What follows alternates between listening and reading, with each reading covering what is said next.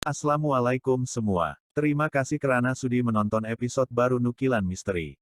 Kali ini seperti biasa aku akan hidangkan dua kisah kepada korang semua. Sebelum itu, aku mohon untuk korang tekan butang subscribe dan butang notifikasi. Baik, mari kita mulakan kisah pertama kita pada kali ini. Kisah ini dikirim oleh seorang pengirim yang ingin dikenali sebagai Cik Misi. Mari kita dengarkan. Assalamualaikum rakan-rakan Nukilan Misteri. Aku nak ceritakan sebuah kisah yang terjadi ke atas makciku. Aku ada seorang makci bernama Laila. Laila orangnya sangat cantik. Dalam 9 orang adik-beradik, Laila yang paling cantik. Laila berkawan baik dengan 3 orang anak gadis di kampung mereka, yaitu Ita, Mai dan Som. Mereka berempat bekerja di sebuah kilang yang sama di Pekan Es. Bezanya, Laila bekerja sebagai kerani sementara rakannya yang lain cuma operator biasa. Setiap pagi, mereka akan menunggu van kilang bersama-sama di simpang jalan. Pagi itu, sesampai di kilang, suasana agak rancak dengan perbualan pekerja-pekerja di kilang. Masing-masing riuh memperkatakan tentang pengurus kilang yang baru bertugas di kilang tersebut. Handsome, muda dan juga kaya merupakan tajuk perbincangan hangat diperkatakan oleh mereka. Laila hanya cuma tersenyum nipis melihat gelagat Som, Ita dan Mai yang turut sama menunjukkan minat terhadap pengurus baru itu. Tepat seperti jangkaan, pagi itu mereka diperkenalkan dengan pengurus baru yang tampan dan bergaya tersebut. Namanya Azhan. Tersenyum-senyum semua pekerja wanita di kilang tersebut. Namun sayang, Azhan hanya menunjukkan minat yang mendalam terhadap Laila. Matanya tidak lepas memandang Laila. Ibarat cinta pandang pertama. Keadaan ini disedari oleh pekerja-pekerja yang lain. Ramai yang mendengus dan menjeling cemburu terhadap Laila. Pada mulanya, Laila tidak melayan semua ajakan dan perlawanan Azhan. Namun lama-kelamaan, Laila terpaut juga dengan keikhlasan yang ditunjukkan oleh Azhan. Dipendekkan cerita, akhirnya Laila berkahwin dengan Azhan. Majelis mereka diadakan dengan meriah, karena Azhan merupakan anak tunggal dalam keluarganya. Tambahan pula Azhan berasal dari sebuah keluarga yang berada. Setelah berkahwin, Laila telah berhenti kerja dan menjadi suri rumah sepenuh masa. Semenjak berkahwin, Laila merasakan perubahan yang mendadak pada dirinya, tubuhnya sering lemah dan lesu, wajah Laila juga semakin kusam. Laila seolah-olah telah hilang minat terhadap semuanya. Selera makan hilang, tubuhnya menjadi kurus kering. Rambut Laila yang cantik beralun sebelum ini pula menjadi keras dan kasar. Tidur malam Laila sering dihantui dengan mimpi yang pelik. Laila sering bermimpikan seorang lelaki yang sangat kacak dan romantis di dalam mimpinya. Lelaki ini sering memujuk rayu Laila hingga mereka terlanjur mengadakan hubungan intim di dalam mimpi tersebut. Anehnya meskipun cuma mimpi, Laila merasakan kepuasan sehingga dia tidak lagi mau memenuhi permintaan suaminya. Laila merasakan dia telah jatuh cinta kepada lelaki itu yang dipanggilnya Uda. Azhan pula mula merasa bosan terhadap Laila. Laila dilihat seperti wanita tua yang sangat selekeh dan tidak pandai menguruskan diri sendiri. Ditambah dengan sikap Laila yang sering menolak ajakan dan kehendak Azhan. Hubungan mereka semakin hari semakin dingin. Azhan dan Laila ibarat tidak boleh bertemu. Apabila bertemu, pasti akan berlaku pertengkaran hebat. Keadaan ini berlarutan sehingga 6 bulan. Selama itu, Azhan semakin jarang pulang ke rumah. Desas-desus mengatakan Azhan ada hubungan sulit dengan pekerja di kilangnya. Laila pula semakin hanyut dalam dunia cintanya bersama Uda, meskipun hanya dalam mimpi. Laila tidak lagi membaca Al-Quran dan bersembahyang seperti dulu. Dia ibarat ketagih dengan hubungan intim bersama Uda. Sehinggalah suatu hari, ibunya datang ke rumah Laila bersama ayahnya untuk menjenguknya, karena Laila tidak pernah pulang ke kampung setelah berkahwin. Setelah 3 kali salam tidak bersahut, ibunya membuka pintu yang tidak berkunci. Kelihatan rumah yang berseipah dan tunggang langgang. Ibunya sangat terkejut karena Laila merupakan seorang yang sangat pembersih. Mana mungkin dia membiarkan rumah tidak terurus seperti ini. Mereka melangkah ke tingkat atas rumah. Sampai di satu bilik, apabila dibuka, alangkah terperanjatnya mereka apabila melihat Laila terbaring di atas tilam dengan tubuh yang diselaputi najis. Tubuhnya pula kurus kering seperti mayat hidup, dan rambut mengerbang seperti perempuan gila. Ibu dan bapak Laila coba mengejutnya. Ketika Laila membuka mata dan terlihat ibu dan bapaknya, dia terus menepis tangan ibunya dan memarahi mereka. Laila mengatakan apa yang mereka buat di rumahnya. Karena sebentar lagi kekasihnya akan pulang. Laila seolah-olah tidak mengenali ibu bapanya sendiri. Ayah Laila coba menghubungi kilang tempat Azhan bekerja. Namun Azhan tidak dapat dihubungi. Menurut kerani kilang tersebut, Azhan sudah seminggu tidak bekerja. Mereka juga tidak dapat mengesan di mana Azhan berada. Akhirnya, ayah Laila terpaksa pulang semula ke kampung bagi meminta bantuan dari rakannya untuk membawa pulang Laila. Oleh kerana mereka datang ke rumah Laila menaiki bas. Jadi dia terpaksa meminjam kereta rakannya untuk membawa Laila pulang. Tinggallah ibu Laila yang menunggu anaknya di rumah tersebut. Semasa ketiadaan ayahnya, Laila mula meracau. Ibunya yang coba menenangkannya pula dimaki hamun sesuka hati. Dia tidak habis-habis mengatakan yang abang udahnya akan datang sebentar lagi. Tiba-tiba Laila tersenyum dan tertawa kecil. Menurutnya abang udahnya telah sampai, dan dia mengatakan yang dia tidak akan dapat menjamin keselamatan ibunya pada ketika itu. Seluruh bilik tiba-tiba berbau wangi. Ibu Laila terus memerhati sekeliling bilik untuk mencari punca bau tersebut. Apabila dia berpaling semula ke arah Laila, tiba-tiba kelihatan Laila berpakaian seperti seorang puteri purbakala. Laila berubah dari kurus kering dan tidak terurus kepada diri asalnya yang cantik. Senyuman Laila kelihatan sungguh menawan. Ibu Laila terkejut dan beristighfar sendiri. Tiba-tiba ibu Laila merasakan angin panas melingkari dirinya dan dalam sekelip mata, ibunya terhumban keluar dari bilik tersebut. Pintu bilik tersebut terus tertutup. Sayup-sayup ibunya mendengar suara Laila ketawa dan mengerang manja seperti orang yang sedang berhubungan intim. Kemudian dia terus pingsan. Setelah beberapa ketika, ibu Laila pun tersedar daripada pingsan apabila dikejut oleh suaminya. Dia pun menceritakan apa yang berlaku sewaktu ketiadaan suaminya. Bapak Laila terus membuka pintu bilik Laila dan masuk sambil diikuti rakannya, Pak Mahat. Suasana sejuk terasa mencengkam tulang. Bau busuk menusuk hidung. Apabila suis lampu dihidupkan, kelihatan kelibat seperti bayang keluar melalui tingkap bilik yang terbuka. Pak Mahat yang melihat perkata itu hanya mendiamkan diri dan membaca ayat-ayat suci Al-Quran.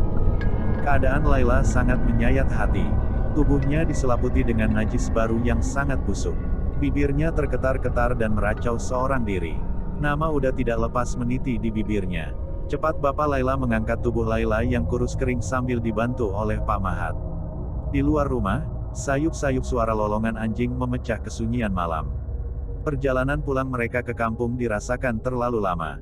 Kereta yang dipandu Pak Mahat bergerak terlalu perlahan. Bau wangi pula terasa seperti mengiringi perjalanan mereka. Setibanya di rumah, ketika Mahu mengangkat Laila ke rumah, kelihatan seekor kucing hitam duduk di tangga rumah. Bulu kucing itu kembang seperti ingin menerkam Bapak Laila. Meski sudah dihalau oleh Pak Mahat, kucing hitam itu tetap tidak mau berganjak. Lantas Pak Mahat membacakan ayat kursi dan 4 kul dan dihembus ke arah kucing hitam itu. Tiba-tiba kucing hitam itu mengiau kuat dan menerpa ke arah Pak Mahat. Sempat tangan kiri Pak Mahat dicakar dan kucing itu menghilangkan diri. Pak Mahat memegang tangannya yang dicakar kucing itu. Sakitnya menusuk sehingga ke tulang, dan tangannya mula membengkak dan menghitam. Pelik, takkan baru dicakar dah bengkak dan hitam. Pak Mahat terus meminta izin untuk mendapatkan bantuan daripada Lebay Hamid. Sepeninggalannya dia menasihati Bapak Laila untuk membaca apa-apa surah yang patut. Pak Mahat tergesa-gesa berlari anak ke rumah Lebay Hamid yang terletak 5 buah berselang dari rumah Bapak Laila. Tangannya semakin berat dan panas. Berdenyut-denyut sehingga dia mengalirkan air mata kerana menahan sakit.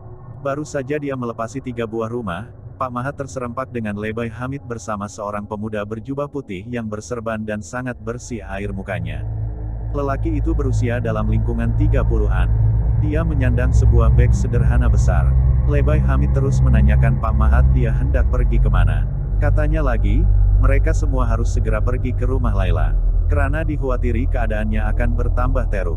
Jelas Lebay Hamid seolah-olah telah mengetahui tujuan Pak Mahat yang datang untuk berjumpa dengannya. Tiba-tiba pemuda berjubah putih tersebut menyentuh bahu Pak Mahat. Dia mengatakan yang ada sesuatu yang tidak kena pada tangan Pak Mahat. Pemuda itu menyuruh Pak Mahat melihat tangannya yang dicakar tadi. Kelihatan seekor kucing hitam sedang bergayut di tangan Pak Mahat yang sakit itu. Pak Mahat terkejut dan coba meleraikan kucing tersebut. Tetapi terasa kucing itu semakin kuat berpaut pada tangannya, dan Pak Mahat terus menyeringai kesakitan. Pemuda berjubah putih itu terus menanggalkan serban di kepalanya dan melibas kucing itu menggunakan kain serbannya. Sekelip mata, kucing itu lenyap dan Pak Mahat merasa tangannya ringan, tiada bengkak dan luka seperti sedia kala. Pak Mahat memandang lelaki itu seperti tidak percaya. Lebay Hamid terus memperkenalkan pemuda tersebut kepada Pak Mahat. Pemuda tersebut bernama Halim.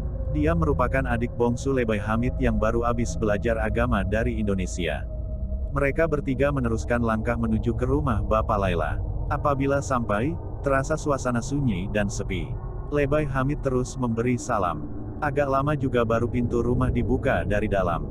Halim melarang Lebay Hamid memberi salam keempat setelah 3 kali berturut-turut salam mereka tidak dijawab. Tiba-tiba kelihatan Bapak dan Ibu Laila menuruni anak tangga dengan tergopoh-gapah. Mereka kelihatan serba salah dan runsing. Lebay Hamid terus bertanyakan apa yang telah berlaku. Menurut Bapak Laila, anaknya seakan-akan telah kerasukan. Dia mengoyakkan pakaiannya dan bertelanjang bulat. Kata Bapak Laila sambil menggelengkan kepalanya. Ibu Laila pula tak henti mengesat hidung menggunakan selendang yang dipakai. Lebay Hamid memperkenalkan adiknya Halim kepada kedua ibu Bapak Laila. Halim menyuruh mereka untuk tidak khawatir. Menurutnya ini cuma mainan sihir manusia yang ingin memalukan mereka sekeluarga. Halim meminta Bapak Laila untuk mengambil kain selimut dan dibacakan surah Al-Fatihah sebanyak 3 kali. Kemudian selimutkan pada si Laila. Bapak Laila terus membuat apa yang disuruh oleh Halim. Sementara itu, di luar rumah, Halim menyeluk beg sandangnya dan mengeluarkan sehelai daun sirih dan diurut perlahan daun tersebut. Mulutnya terkumat kamit membaca ayat-ayat suci Al-Quran. Tiba-tiba terdengar suara Laila yang nyaring menjerit kesakitan. Selang 5 menit kemudian, Bapak Laila keluar dan menjemput mereka semua masuk ke rumah. Sebaik sahaja masuk ke dalam rumah. Suasana sejuk terasa mencengkam tulang. Kelihatan di ruang tamu, Laila duduk bersila dalam keadaan beratip. Tubuhnya bergoyang ke kiri dan ke kanan.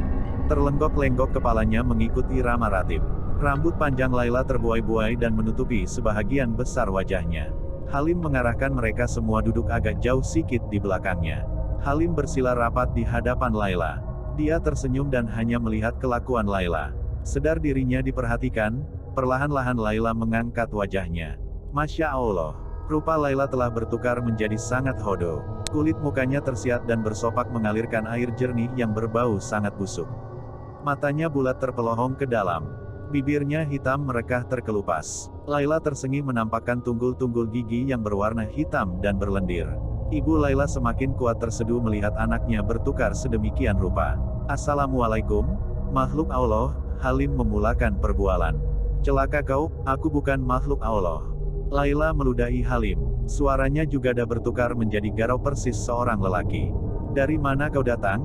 Mengapa kau ganggu wanita ini? Soal Halim. Aku diarahkan oleh tuan aku untuk menyiksa wanita ini. Tuanku telah diupah oleh seorang perempuan untuk merosakkan wanita ini. Balas makhluk tersebut. Siapa yang mengupah tuan kau? Soal Halim lagi. Celaka kau. Aku makhluk yang menepati janji. Sekali lagi Laila meludahi Halim. Halim tersenyum sinis mendengar kata-kata makhluk tersebut. Bagaimana cara kau menyiksa wanita ini? Soal Halim lagi. Aku bersetubuh dengannya. Tiap kali aku bersatu dengannya, akan kuhirup segala tenaga dan kecantikan yang ada padanya. Sampai lama-kelamaan dia akan mati. Aku merupai seorang lelaki yang kacak agar dia jatuh cinta padaku. Dia juga akan melupakan semua orang di sekelilingnya termasuk suaminya. Perempuan itu juga telah mengupah tuanku untuk menyihir suami wanita ini agar membencinya. Jelas makhluk tersebut. Baiklah. Sekarang, aku minta dengan baik agar kau melepaskan wanita ini. Cukuplah kau menyiksa dia. Sekarang kau tinggalkan tubuh hamba Allah ini. Arah Halim kepada makhluk tersebut. Laila tertawa kecil. Tertahan-tahan sampai menggigil tubuhnya. Tiba-tiba tawanya terhenti. Serentak itu dia duduk tegak dan jarinya menunding tepat ke arah muka Halim. Celaka kau. Aku hanya menurut perintah tuanku, bukan kau. Nyah kau. Aku tak akan berpisah dengan wanita ini. Dia cintakan aku. Dan aku juga sayangkan dia. Dia dan aku adalah satu. Serentak itu Laila menepuk lantai rumah dan menyebabkan rumah itu seakan bergegar. Baiklah, kalau itu kata kau. Halim mengisyaratkan Lebay Hamid agar mengambil beg sandangnya yang diletak di tepi pintu. Dikeluarkannya sebilah rotan nipis yang panjangnya kira-kira 1,5 hasta. Laila ketakutan apabila melihat rotan itu. Dia terus berganjak ke belakang. Marilah, ini rotan songsang bertemu ruas. Rotan saga untuk makhluk terkutuk seperti kau. Halim melibas perlahan rotan di tangannya ke tubuh Laila. Pukulannya perlahan saja, tetapi meninggalkan parut selaran yang panjang dan menghitam. Laila terus menjerit kesakitan. Tidak guna kau pukul aku. Aku tidak boleh keluar dari tubuh wanita ini. Aku telah berjanji darah dengan wanita ini. Hanya tuanku saja yang boleh memisahkan kami. Rayu Laila sayu. Halim lantas menyeluk bek sandangnya dan mengeluarkan sebuku ibu garam. Garam itu dihempas dengan kuat ke lantai hingga berkecai. Serpihan garam itu kemudiannya dilempar ke arah Laila. Laila menggelupur hebat dan akhirnya diam kaku. Dari mulutnya keluar lendiran berwarna hitam. Laila tidak sadarkan diri. Ibu Laila yang ingin mendapatkan anaknya dihalang oleh Halim. Nanti Macik, belum selesai lagi. Kita nak terima tetamu nih. Tolong masing-masing baca ayat kursi sebanyak yang mungkin di dalam hati.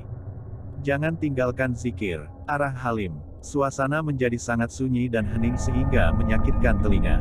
Lebih kurang 10 menit kemudian, masuk seorang lelaki yang tidak mereka kenali. Berusia lingkungan 60-an, bertanjak dan berpakaian serba hitam. Lelaki itu berjalan masuk dengan selamba dan terus duduk bersila di hadapan Halim tanpa mempedulikan mereka yang lain di belakangnya. Cis, budak mentah rupanya, baru setahun jagung sudah berani mengganggu urusanku. Lelaki itu mencebik ke arah Halim. Halim diam tidak menjawab.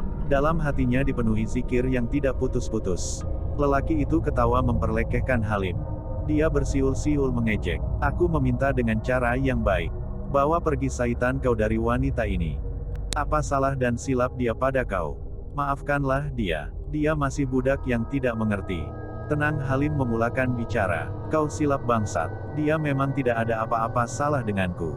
Aku melakukan ini karena upah. Aku hanya perlu uang.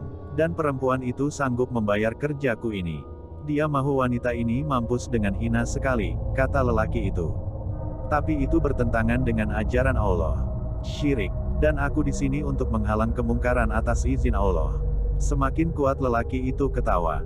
Tiba-tiba dia menghembus sesuatu ke arah Halim. Halim yang belum bersedia tak mampu mengelak. Dia terbatuk dengan kuat. Halim kelihatan goyah. Melihatkan keadaan itu, Lebay Hamid tampil membantu. Ditepuknya belakang Halim sambil ditiupkan sesuatu. Halim lantas memuntahkan darah beku yang berbau busuk. Bagus sekali. Ada yang tampil membantu. Ejek lelaki itu sambil bertepuk tangan. Halim bangkit mengemaskan sila. Mulutnya terkumat kamit membacakan ayat kursi sebanyak 17 kali. Pada mulanya lelaki itu hanya tertawa. Apabila selesai ayat yang terakhir, dia mula panik apabila rumah bergegar hebat. Lelaki itu terumbang-ambing tanpa kawalan. Halim pantas menyelupkan tangannya ke dalam seplastik garam kasar di dalam bagnya. Mulutnya membacakan ayat-ayat suci Al-Quran dan melemparkan garam itu ke arah lelaki tersebut. Lelaki itu menggelupur hebat sambil menggaru-garu badannya. Dia menggaru dengan kuat hingga kulit dan isinya terkopek hingga berdarah. Kulit mukanya cair umpama disimbah air panas. Halim berpaling ke belakang. Rumah ni ada pokok limau purut tak? Ada, di belakang rumah. Jawab Bapak Laila. Pakcik, tolong ambilkan saya sebatang duri limau purut. Tapi pastikan durinya tidak tercucuk tangan sendiri. Baca Fatihah 3 kali sebelum cabut duri itu. Cepat Pakcik, Bapak Laila terus berlari ke pintu belakang rumah. Halim memerintahkan Lebay Hamid dan Pak Mahat supaya azan di setiap penjuru rumah. Serentak itu, suasana di luar rumah ibarat dilanda ribut. Sampai tercabut atap reban ayam di belakang rumah Bapak Laila. Lelaki itu pula masih berguling-guling di lantai. Penangan garam kasar itu benar-benar memakan diri, tambahan pula azan yang dilaung menyebabkan dia tidak boleh berbuat apa-apa. Seketika kemudian, Bapak Laila masuk sambil membawa sebatang duri limau purut di tangannya. Halim membawa duri tersebut ke arah Laila yang masih tidak sadarkan diri. Dia mencucuk ibu jari kaki kanan Laila dengan duri tersebut sehingga keluar setitis darah. Melihatkan perlakuan Halim, lelaki itu terus bangun dan menyembah Halim. Jangan, tolonglah, jangan buat aku macam nih. Aku buat apa saja tapi tolong jangan buat aku macam nih. Rayu lelaki tersebut. Bangun, aku tak suruh kau sembah aku. Allah yang patut disembah. Sekarang aku nak kau ambil semula syaitan yang kau hantar dalam tubuh wanita ini. Halim mengaca hendak mencucuk lelaki tersebut menggunakan duri pokok limau purut itu tadi. Baik, aku ambil sekarang, kata lelaki itu. Nanti dulu, aku nak tahu siapa yang aniaya anak aku sampai jadi macam nih, kata Bapak Laila yang tidak dapat mengawal perasaan. Nanti dia akan datang jumpa kau di sini. Lelaki itu bangun menuju ke arah Laila. Ditepuk dahi Laila beberapa kali. Pada tepukan kelima, keluar satu gumpalan asap hitam dari mulut Laila. Asap itu keluar melalui tingkap dan sayup-sayup kedengaran suara seorang lelaki yang meratap dan menangis hibah. Lelaki itu menunduk ke arah Halim dan lantas keluar dari rumah dalam keadaan yang tergesa-gesa. Laila tiba-tiba bangun dari pingsannya. Dia seperti mamai dan memandang sekeliling. Wajahnya telah kembali seperti asal, cuma masih kurus kering bahana tragedi yang menimpa dirinya. Dia memandang satu persatu yang berada di situ. Apabila terpandang ibunya, Laila mula menangis. Mak, kenapa nih Mak? Apa yang dah jadi pada diri Laila? Ibu Laila lantas memeluk anaknya untuk ditenangkan. Panjang ceritanya Laila, sabarlah. Nanti Mak ceritakan. Halim menyuruh ibu Laila memandikan Laila menggunakan 3 biji air limau purut. Laila tertidur lena setelah selesai dimandikan. Malam itu, mereka semua tidur di rumah bapak Laila. Pagi itu, selesai bersarapan pagi, mereka semua dikejutkan dengan kehadiran seorang perempuan berkelubung hitam dan seorang lelaki yang sangat mereka kenali. Perempuan itu adalah kawan baik Laila sendiri yaitu Som.